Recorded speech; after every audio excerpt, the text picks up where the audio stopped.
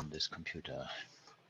Okay, hello once again for one of our Ask the Expert session. Today again the free edition where I don't know what happens. So you provide questions, you vote for questions, and I'll try to reply.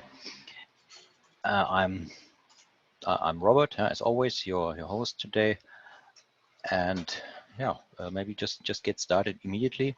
I will just paste the board link again for someone who joined maybe just now. Okay, and this board is just an online tool for me to help moderate the meeting, so that we can agree on what we want to talk about. Because as I said, it's a free session. I didn't prepare anything, and you can ask questions and vote. And if we don't have many questions, no problem. We can only handle a few questions. So I'll give you a few more minutes to formulate your cards, and then I'll just set a timer for 3 minutes. And whoever is done, they can click the mark as done link, and then when everyone is done here, I know that we don't need to wait for the timer to finish. Otherwise, feel free to add as many as you like. As said, don't make them too long, or others will have trouble to read them all and vote them, and try to make it somehow interesting, so that others also benefit from your questions, and also from my attempts to reply, to answer. Okay, there's someone else joined. Just paste the link. Hello. Yeah, so the link is in the chat window. Please check your chat window. Yeah, I don't know if you see the history of the chat, so I just paste the link a few times so that everyone has a chance to ask. And for those who didn't see it, the questions to ask you can type in at the bottom here of your window, not on my window. Just open this link in your browser and type the text inside this input field at the bottom. It doesn't look like one, it's too much flat design, so it's sometimes hard to see, but that's where you can paste it. And there's 1 minute 40 seconds left. What else can we say? Yeah, I'm recording the meeting, so that those who are interested, or who I think for those of you who already asked for the recording during the invitation, will receive a link to download the whole video in the end. And also, if I create some interesting source code, I will also share the sample project. Okay, 1 minute.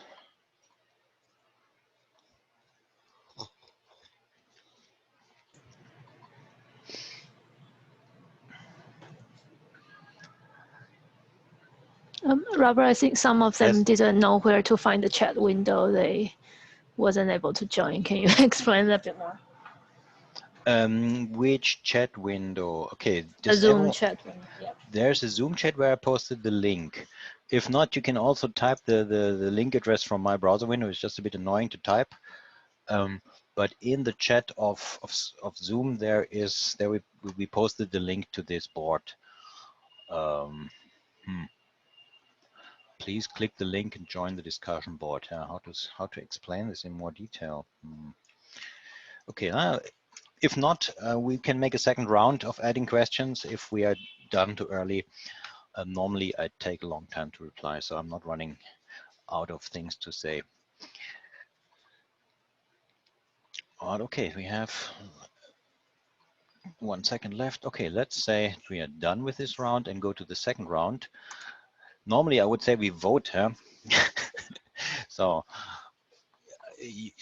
everyone who's interested in one of the two topics can click the plus icon, and then we see which one I can reply to first. If it's only two, I think it's not a big problem. So I will just skip this step. Otherwise, we just waste our time and start with the first one. And when we're finished, we go back to the beginning. So what do we have? The first one, we got a process that has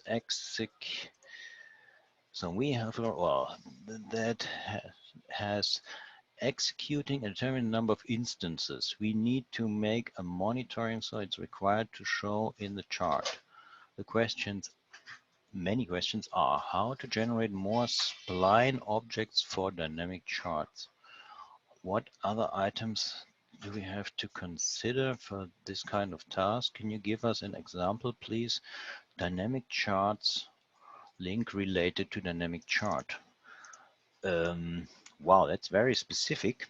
Not sure if there's something to consider. If you just open the demo and see what we're looking at, dynamic update. So this is one of these splines.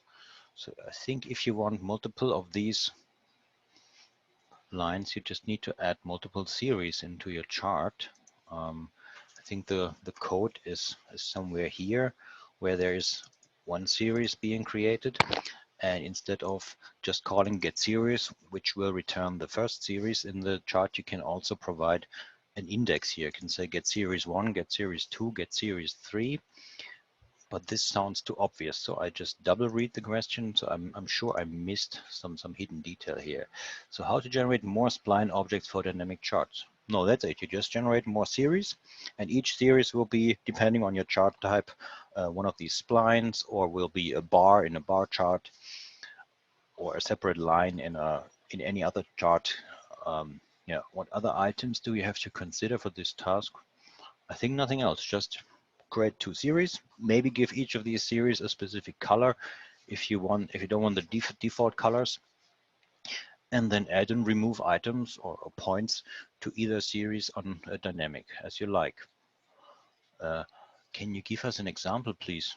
I think that's a bit too much to make a live example here, because the only thing I can say is here, instead of get series, there's an overloaded method get series with an index. So you can get the series number 1, 2, 3, 4, 5. So you can have multiple series in a chart. And then I think it's clear how to add more than one by just using more than one series. Like, for example, in line charts, I think with basic line, we already have 4 series here. And in the controller, you will see that it is somewhere generating, here it's using the model, but it's creating has multiple series name and categories. So it's not adding these points in this kind of timeline, but it's having a longer series, and each of these series has multiple data points. And also you can add them and remove them on demand. And if you choose the model, or as in the other example, choose to add and remove the points directly from the series, is up to you. In general, you have more control over what to do when you directly add points instead of adding values to the charts model. I'm not sure if this somehow answers the question or if there is something hidden. So you feel free to add something in the chat if I missed one of your points, because it sounds a bit too simple to be true that just this, or to just be this. So did you I think you found the chat, so feel free to add some more. Otherwise there is really not much to add. Of course, consider not adding 10 millions of data points, and then it's getting too slow. For larger amounts of data points, there's a different render mode in the chart. I don't know it out of my head. I think it's called boost mode or something, where it's not rendering the geometry anymore. It's just rendering pixels, which can speed up things a bit. But if you're dynamically adding and removing stuff, it will have to re-render everything anyway every time. So don't overdo it. Don't add too much, or it will just be very busy in your browser. And yeah, example is really the example, and add multiple series. Okay.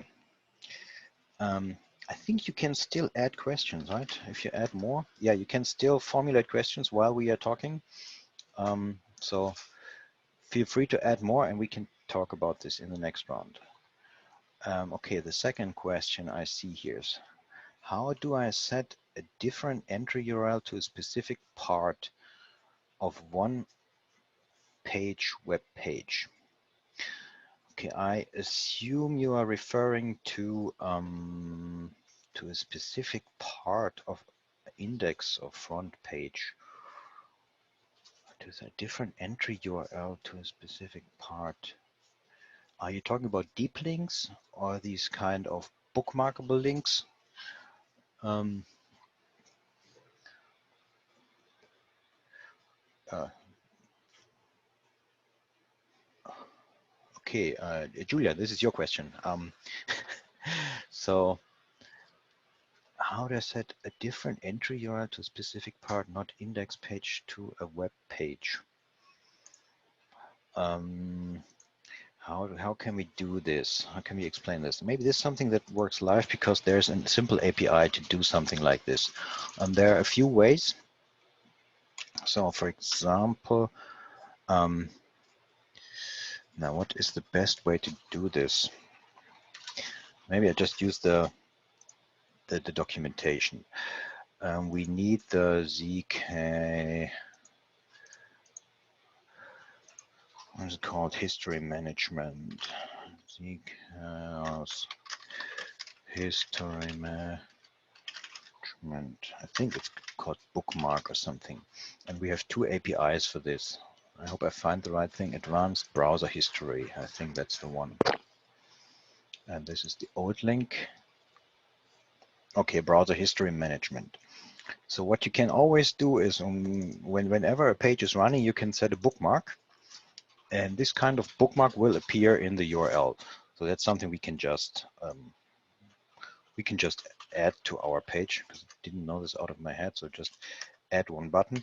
And instead of calling this link from inline from the Zool file, you can also call this kind of code from Java, because that's Java. Desktop is a Java server-side object, and it just has the method set bookmark.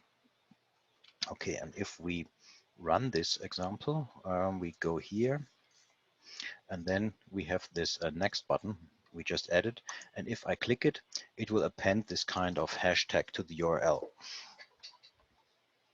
And this is something you can dynamically set. And now we have a history where we can go back and forward.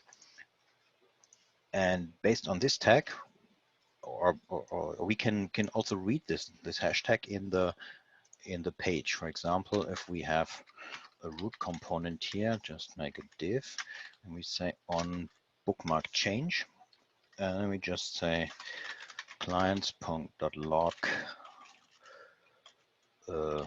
just say event. I think, I don't know, what is the bookmark event API? Does someone know this out of their head? I'll just open it. Bookmark event.java. What do we have? Oh, get bookmark. Okay, that's too easy. So we say event.get bookmark, just to show that we can read the state. Now that's the first thing. So we load the page, and it gets the bookmark event step 2. And if I call the same page with step something, it will read this event. So this is a very simple way that works down to very old browsers, because it's using this hashtag in the URL to just provide some state that is still rendering the same page, but based on this string information, you can go to any kind of, or you can initialize your page in a different way. Now you can have an empty starting page, and when it sees a bookmark event, it can just create components differently than in other case. Or whenever you, and in the same way, whenever you change your content that you want to recover, you can set a bookmark so that someone can come back to this state of the current page. So this is one API. There's another API that is a bit more modern. I think it's called, what was the name? Something about history. History, default history.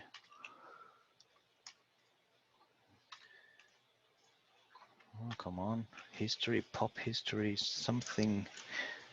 Yeah, we have the history state event. So where's this coming from? Where's this being used? Just, I think there's a history class somewhere. Control Shift F7. Where is it used?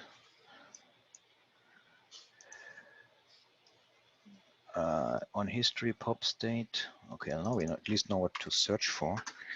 And I'm sure it's already on this page that I have opened. I just forgot about it. Bookmark change, bookmark with frame. Where is the browser history API? The next one. No, that's session timeout management. I forgot where we put the documentation for this one, but we will find it. History object. No, it's just this one. Why don't I find the usages? Analyze, find usages. Ah, here we are. Okay, desktop. Okay, events, post-event service. So push history. Is there anything about push history state? That's it. Push history state and replace history state. So these are the other two things you can do. So instead of to run for index.2, we just add another button, separator. So this is using bookmark, and this is using history state. Instead of doing desktop set bookmark, we say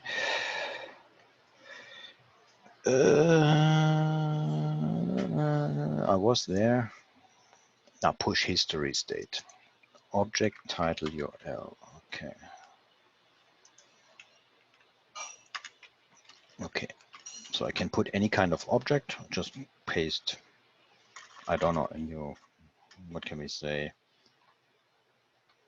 The data title subpage, and the URL is subpage. Okay, now if we go back into our browser, we should see the history state, and we can set one. And you see the URL has changed at the top. And if we go back, we can see this now. And also, if we go back, we need to use the event on, what was it, on history pop state. History pop state, we say equals, now we just do the same thing.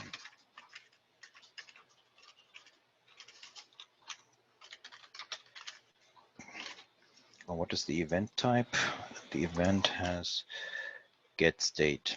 Okay, that's the object.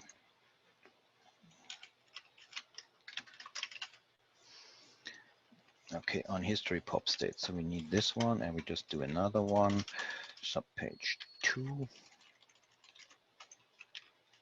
And this is data 2.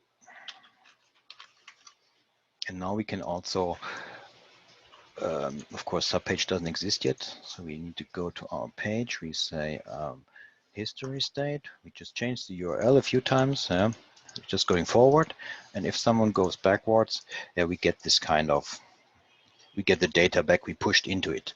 So this is also for history management. If you need this to as some kind of link into your application, you need to implement some kind of entry point to read this URL and then forward to internally to a specific Zool page with these parameters or attributes in the current request.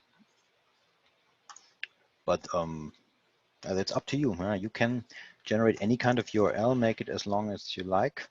You can just use the current URL and append something to it so that the URL is always valid.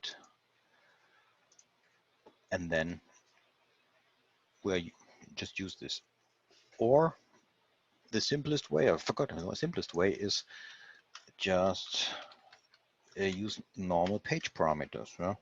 Index.zool question mark, and we just say param equals value. And that's something we can instantly read at the server side with the parameter attribute. So we just output it here.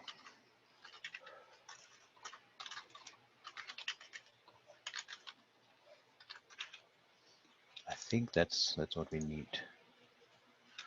Or is it params? I always forget. Of course not value. Just gave it a bad name. And just give it a proper name. Param2, and this is the implicit object for this. Cancel. I don't want to save here.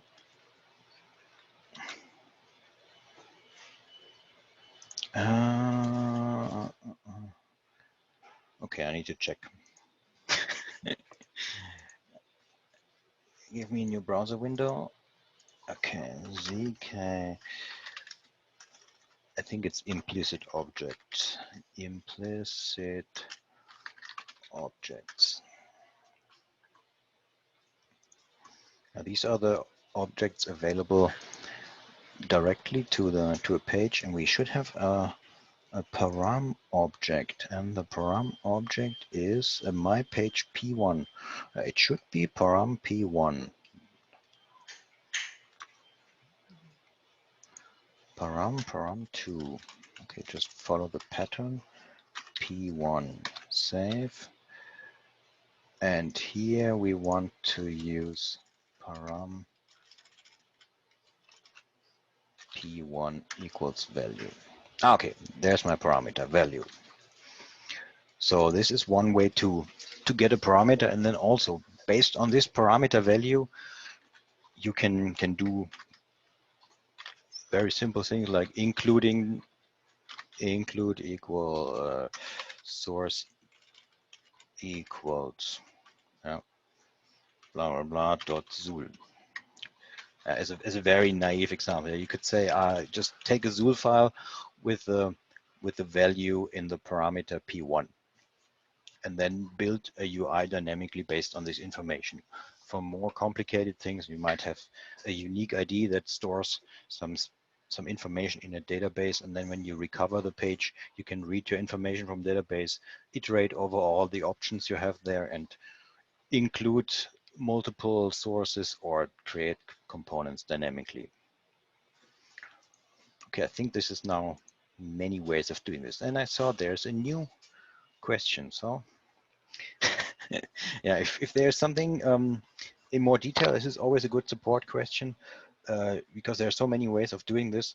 This really depends on what you want, because almost everything that's available in the web is also possible via inside ZK. Just need to know where to get the information from, which APIs provide this, and that's what we can help with. Okay, the next question is, can you show an example with Spring Boot with security, Redis, DB, and clustering environment?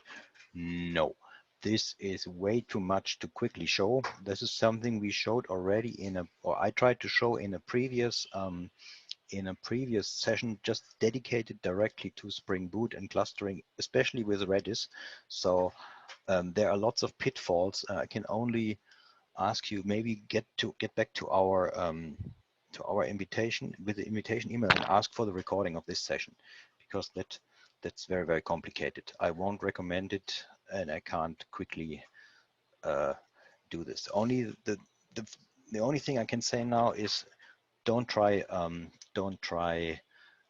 dynamic load balancing. Yeah, always use sticky sessions. That's the key point. ZK cannot work reliably and cannot work in a performant way when you are constantly serializing, deserializing sessions via database between nodes. That's never going to fly very fast. So don't even try this. I tried it. this doesn't work, especially from performance point of view, and more critical from a consistency and locking point of view. If there are two different cluster nodes and they receive requests from the same user, there's no way ZK can synchronize the session state between the two nodes. If you have multiple browser tabs, it will just run out of sync and you will lose component updates in either session, in either of the cluster nodes, because Redis doesn't care. It's just overriding with the last one who's writing, and it does not wait for someone to finish or for one node to finish before the other node is finished, and then you suddenly lose updates. So don't try this. As said, I can't show it. It's too much. It's complicated, and there's a whole session dedicated to this. Okay, sorry about this, but it's really a tough topic. And I think it was almost a year ago when I tried this. I had to implement a custom session store and customize a lot of things. And then you still need a very specific database, very specific clustering configuration. Okay. We are only half through the time, half an hour. So is there anything else people or you would like to ask? And just maybe go back to phase one and see if we can get some more questions people are interested in. If you don't find anything, I wonder what I could talk about.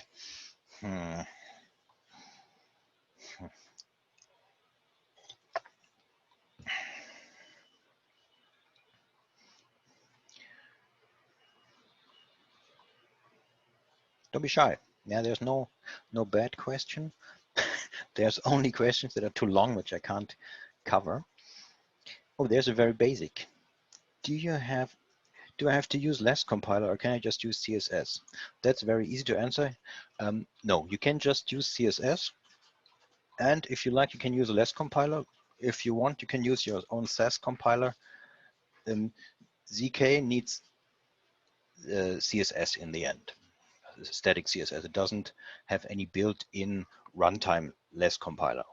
We have our theme project, which has a compile time less compiler, which also does some kind of live compiling and compile on demand or incremental compiling. But at runtime, ZK does not compile anything. If you want to add your own at runtime, you can do this, but ZK needs, or the browser needs CSS files in the end, or CSS styles.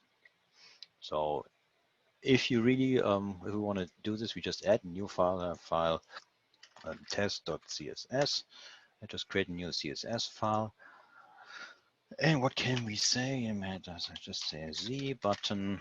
Our button gets a background color red. Just make a button red. And in the index.zool, we can import the style sheet. There are many ways of importing style sheets. I always like to import the style sheet in the page header. So in your root page, you can use this style directive. And with the source, you can refer to the test.css. And then it will load this style sheet in our page, but it says it doesn't find value.zool because we still have our, see, it is trying to import our value.zool that we added in the previous example.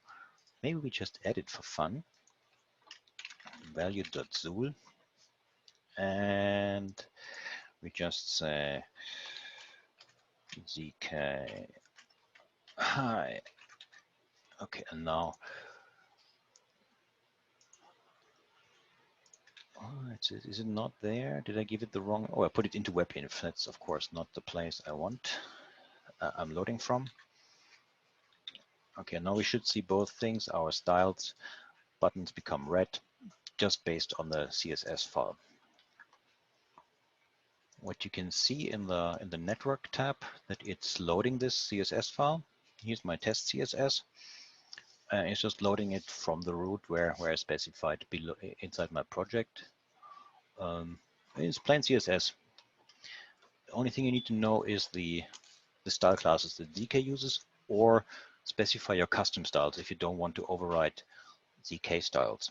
And custom styles would, for example, be something like, I'll just say my button, and then inside your index you say one of these buttons gets the style class my button, and then only one of these buttons will be red. Okay, thanks. Good.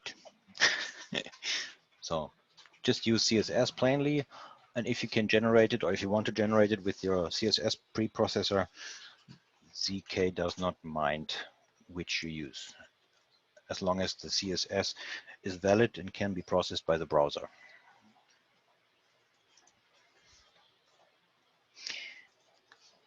Okay. Oops, that's the wrong window. I need to close this one. Just got to reply to a real case.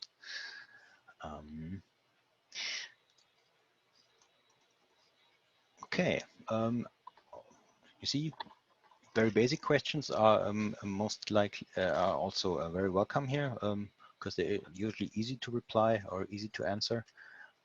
And I can go into a lot of detail with CSS if you want to, especially the way how to add CSS to a page, or if you want to add it globally, there are many ways to add style sheets.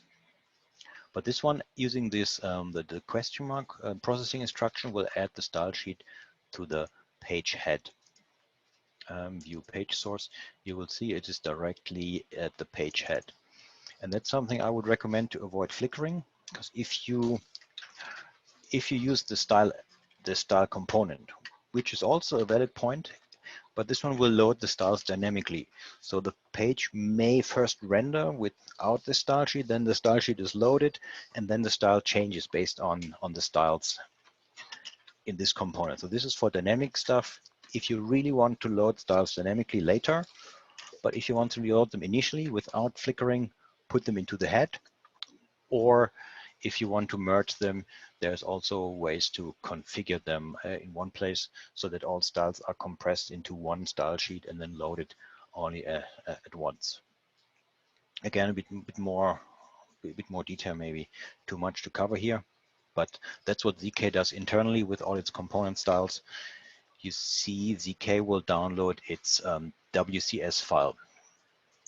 And this is the combined style sheet of all the component styles for the current theme. Now you see there's lots of minified CSS. And if you want to, you can build your own WCS file, or you can even merge your styles into this one, so there's only one request. Quite a vast topic. But ideally, if you want to customize styles of ZK itself, just use the theme template we talked about last time, where you can just build your own theme.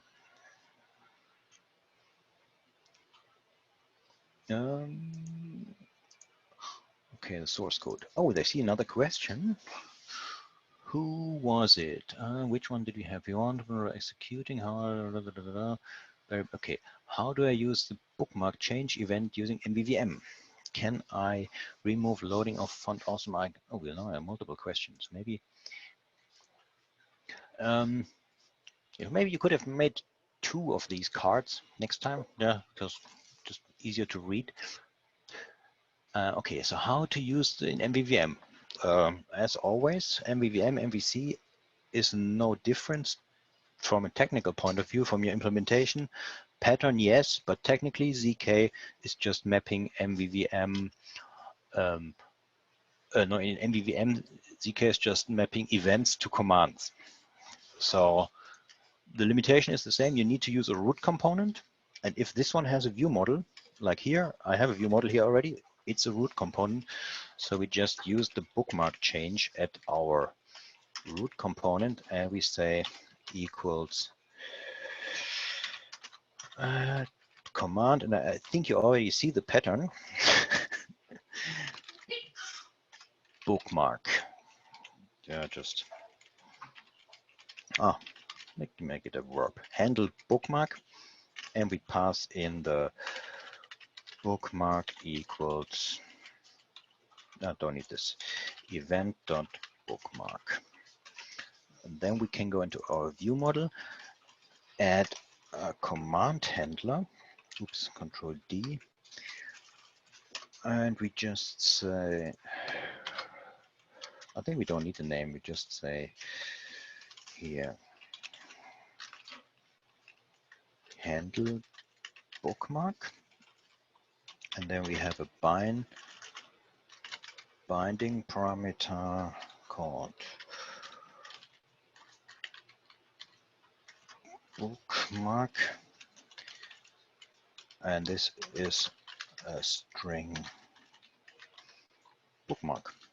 And now if we want to output this, we just use this for our clients.show clients.show notification, and just output the bookmark in a different way. Bookmark plus bookmark. So now we will receive our bookmark events in this handler. Oh, I need to restart because I changed my class, added a new method. And if I didn't do anything stupid and I set a bookmark, my bookmark handler should fire. So if I change the bookmark, there is my bookmark handler being fired. And then again, you have all the freedom to implement in your logic inside your command handler, changing things here. And also, if you need to set a bookmark, of course, you need a reference to a desktop. You can have another command handler.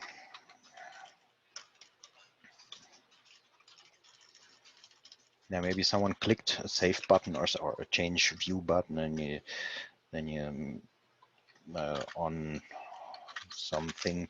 It's just another command.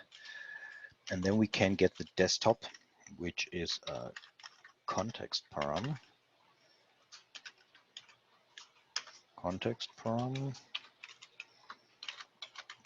And the context type is desktop. And then you get the desktop instance here. And then you can say desktop dot set bookmark. Yeah. And then you can set this in a command, can set a bookmark in a command. Right? It's the same API, MVVM, MVC. So you see there's no difference at all. The only difference is how you retrieve the values and how you, that it's no longer an event handler, it's a command handler, but it's essentially the same API, MVC, MVVM, same thing. I think you had a second question, or maybe there's another question coming up. Let's see.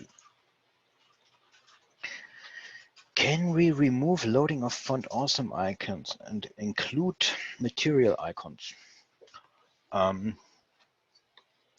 I would say no and yes. Removing font awesome is, I think, difficult because it's loaded by default in ZK, and there is no compatible replacement between material icons and font awesome icons. So ZK needs the font awesome icons to render its own components. So if you remove them, some of ZK's own components will not look correctly. So I think removing font awesome is a bit weird. But if you want to add your own icons, possible. Just add your own icons and use them.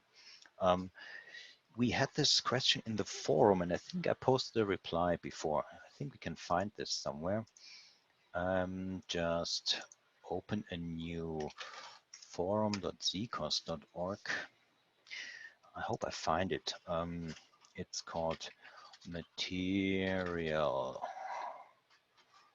material design, ZK with material icons. I think it's this one. Yeah, this is me, and I replied most likely with a ZK fiddle. Could be this one. And maybe this is maybe this is outdated, but what I did here is I used the material icon font. Yeah, I just loaded the style sheet and defined my own styles to use these icons. And then I applied them to a button, for example. Here I use the gift card or the gift card code icon. And if you run this, hope it still works. Yeah, there are the gift card icons. So you don't need to remove ZK's built-in icons if you want to use additional ones. Don't nail me down because it looks ugly. Yeah, this is most likely different vertical alignment here that is different. Yeah, you use a different API and they have different styles, but you can use different icons. We used many different icons. So instead of icon S class, you can use the, I just add another default ZK button. So you're not limited to only using ZK icons, because there's always this pattern Z icon user, for example, and then you have the user icon. They always start with Z icon, but no one is stopping you from adding other style classes if they result in the correct styles being rendered. You can add your own style sheets. This is the default font awesome icon, and then there are some others from a different font icon library. So I said no and yes, because removing will break ZK, and yes, you can use your own icons, and these icon S class or even just normal S class, that's something that rarely people know or rarely use. You can just use a normal span S class equals, and we just say Z icon, what is a good one? Home, I think.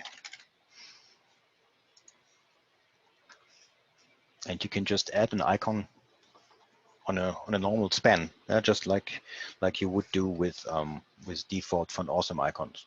So you have all the options here. You can use your own material. You can use a native element and just use the class directly from now what is it called?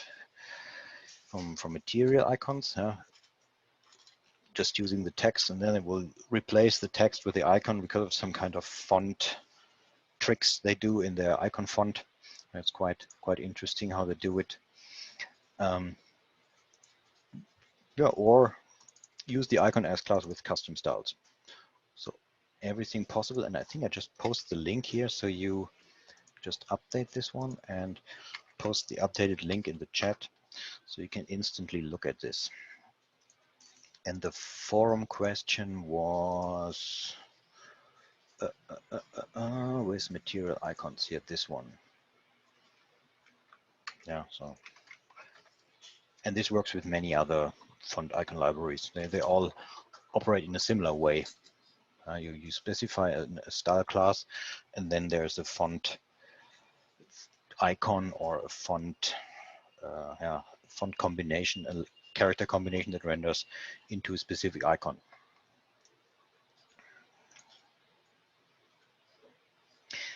Okay, and there's the next question. For a large size Excel file with multiple sheets, does ZK has an API to read only the first sheet to avoid out of memory?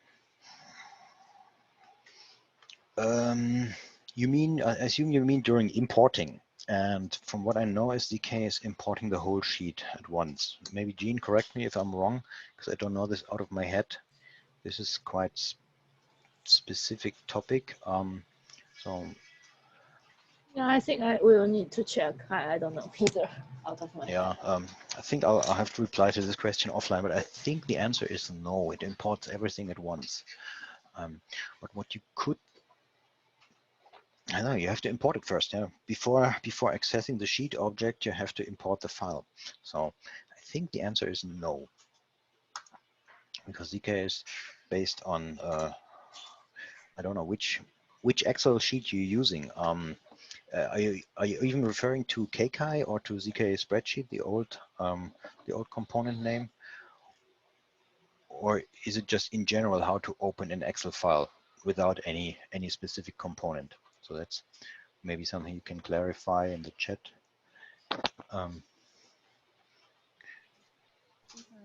Because we okay, 1, 2, 3, 4, 5, 6. Okay, 15 minutes. So something quick. So far, we have some interesting cases, interesting things.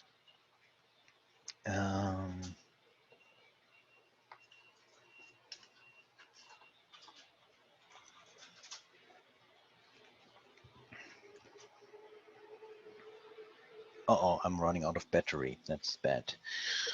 Where is my, sorry, I need to find my charging cable. I forgot to charge my headset. I hope it's not, yeah. Sorry for this. I hope it just works.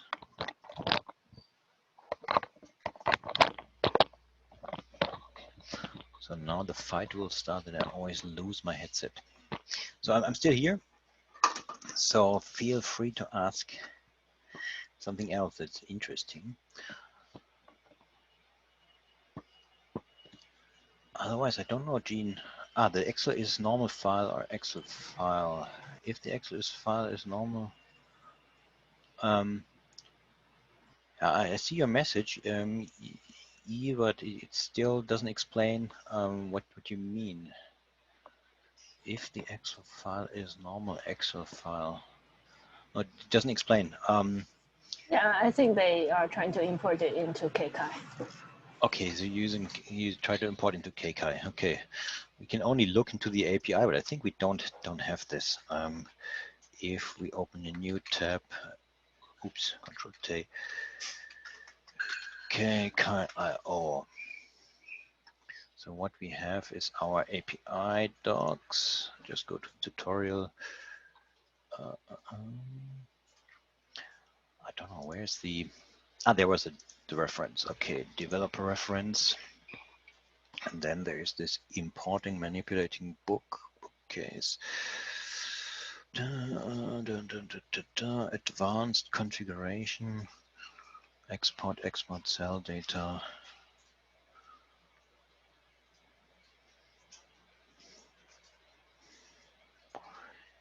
This is exporting sheet, create sheet range. No, I think that's more. Maybe ask this question directly into our support. I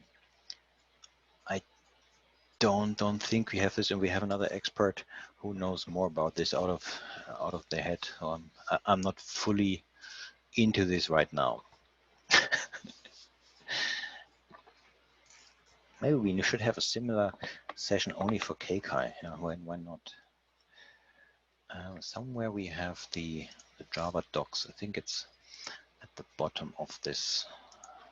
Oh no, there was a Java doc link here. So the importer, somewhere there is an importer, import UI util. Oh, no, it's too much.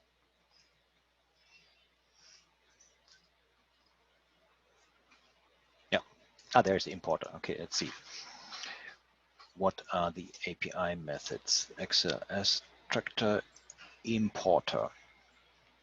And what can we say? We can say import name drain, import password, import input stream book name.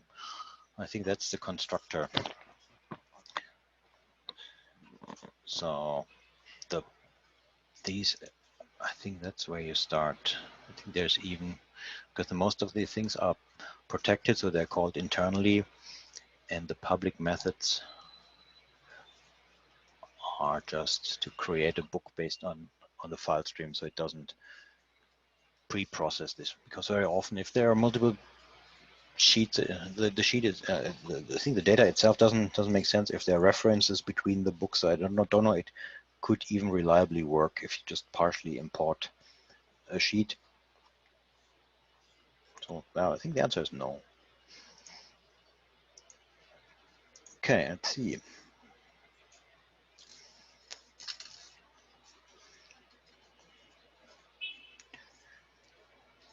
Okay, 10 minutes left. If I miss something, just point out.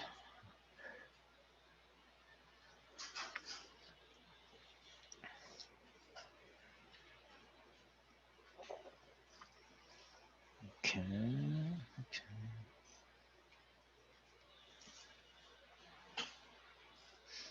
Normally we have more questions. So what else? Is there something I can show? Sometimes I also, maybe I just talk about the project because you saw me. I restarted or I changed lots of files in the project without restarting. So very often I see this when I remotely support people in ZK or customers that they have a hard time of synchronizing files and restarting the application just to see a few changes in a Zool file or in their Java code. And yeah, and I see lots of plugins or ways to deploy which I don't understand. So sometimes I can't help because I don't know the plugins. So I just show you what I'm using. So what I use is I use the Jetty runner, which is a Maven dependency or Java you can download to either run something from command line without installing a Tomcat. You can just run a project from a Maven folder, and it will pick up the source files, the resource files, and the compiled class files as they are compiled by Maven on the fly. And whenever things change, it can find out and reload the class path. Or if the class path fails, it will tell you, like it tells me here at the bottom, I need to restart, so that I only restart when necessary and not in other cases. So what I use for this is the dependency called Jetty Runner here, org eclipse Jetty Runner.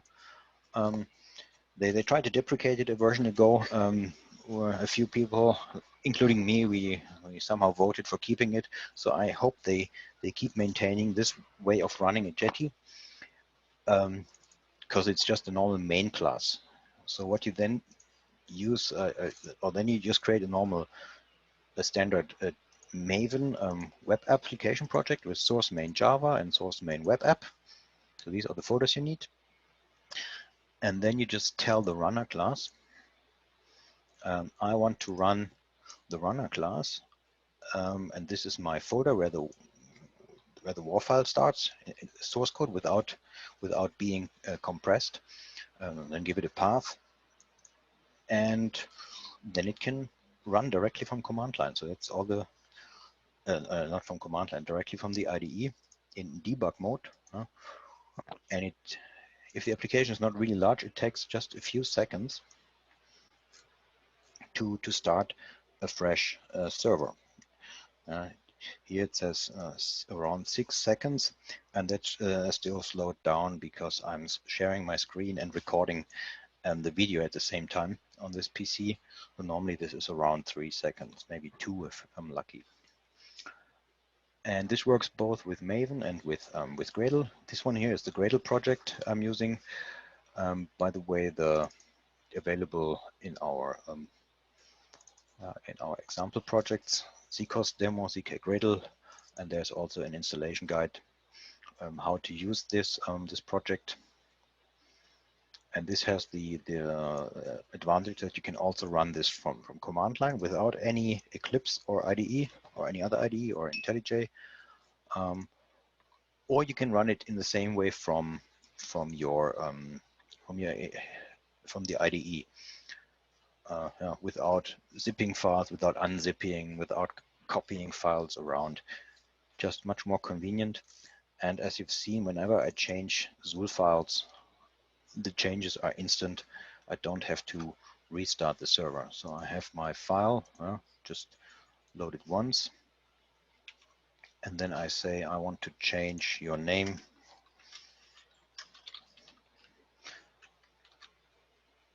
and all I do is reload, and it reloads and it has the changes already. So Zool file changes in a similar way Java changes. So if the changes are not structurally changing the code, I can say hello updated. I just save and compile the file. In Eclipse, it's usually auto-compiling in just Control S. Here in IntelliJ, it's the build Control Shift F9 to recompile only this class, not everything, just one class. And by recompiling, Control Shift F9 again, it will tell the running process that the file has changed, and it will tell me one class is reloaded, or in case the reloading failed, it will say reloading failed, please restart. And then if I reload again and I submit, oh, here we see hello updated. We instantly see the code change without restarting. So this works with a few small changes. I just removed it again and reload. And come on, I was a bit too fast. There, it's gone. Compile succeeded, one class reloaded. So I would strongly recommend using some kind of IDE independent mechanism to start your application that works both from command line and from within the IDE. And also any IDE, the same kind of tool also works inside Eclipse or inside NetBeans. So they're all based on the same mechanism. As I said, I can recommend it. I would say try to aim for this. Or if you don't, or if you have trouble achieving this kind of a way, let us know. I'm happy to help in your project. If you are one of our support customers, we can have a dedicated session just to your project to optimize the number of restarts you need during your development. All right, I hope this is somewhat interesting.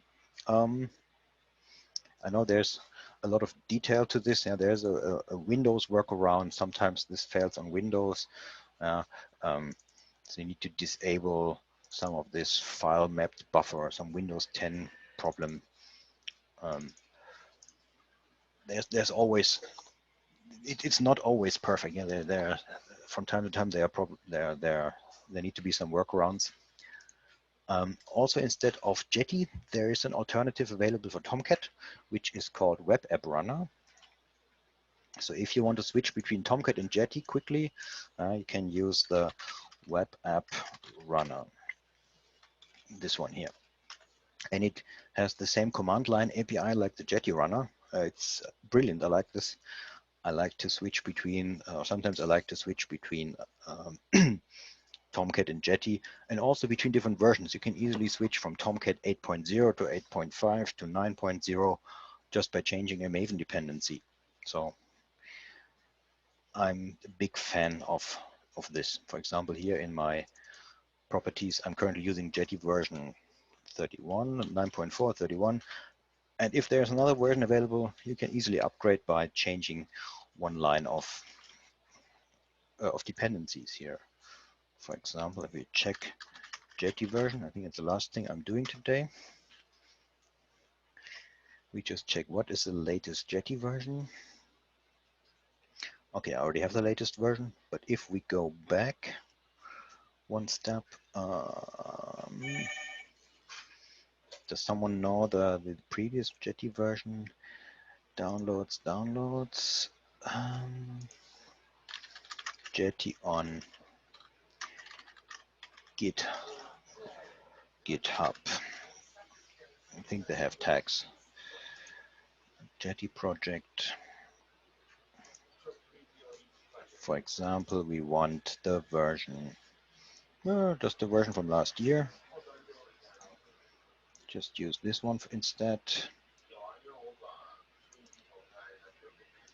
Let me copy this. Okay, there it is. And go back to the IDE. I usually keep a list of multiple versions if I want to switch quickly. Comment one out. click this dependency update button, and it then will replace my dependencies from version 9.431. You see it's currently downloading. You can see it's importing Gradle dependencies. May take a few seconds. Build model. You see now it was quickly flashing up to download the older version of Jetty in this case, not a newer version, the older version. And once it's downloaded once, the next time switching is much faster because you have this in your local cache. You see it now already switched the dependencies here. Indexing, I don't care about. I just stop and rerun. And now we should see, instead of using the newer version, it should use an older version to run the Jetty.